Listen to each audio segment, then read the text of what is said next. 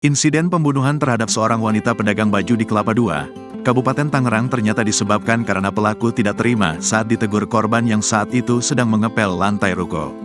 Kasih Humas Polres Tangerang Selatan, AKP Muhammad Agil menjelaskan, kejadian itu bermula saat korban RA yang sedang mengepel lantai rukonya menegur pelaku inisial DN yang masuk dengan mengenakan sandal. Pelaku yang juga seorang wanita itu kemudian melontarkan ucapan kasar kepada korban karena tak terima ditegur.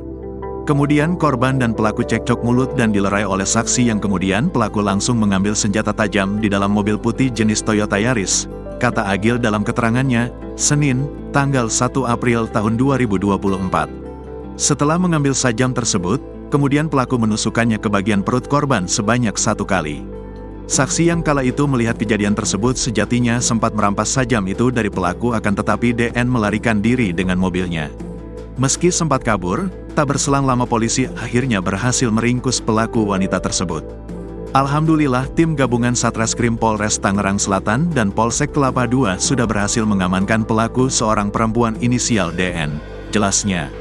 Sementara itu dikatakan Agil, saat ini jenazah korban RA telah dibawa ke RSUD Kabupaten Tangerang untuk dilakukan proses otopsi. Sebelumnya, beredar video viral insiden diduga pembunuhan yang dilakukan terhadap seorang wanita penjual pakaian di Kabupaten Tangerang pada Senin, tanggal 1 April tahun 2024. Dalam video yang diposting akun Instagram @jkatnews itu memperlihatkan seorang wanita yang mengenakan kaos hijau muda telah tergeletak di depan kios dagangannya. Sementara di saat yang sama diperlihatkan juga terduga pelaku itu hendak melarikan diri dengan menggunakan mobil berwarna putih.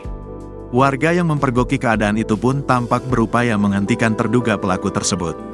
Terkait hal ini, Kanit Reskrim Polsek Kelapa II, AKP Pardiman membenarkan kejadian pembunuhan tersebut.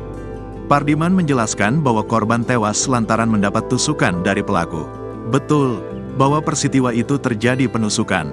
Penganiayaan itu mengakibatkan korban meninggal dunia, kata Pardiman saat dikonfirmasi, Senin, tanggal 1 April tahun 2024.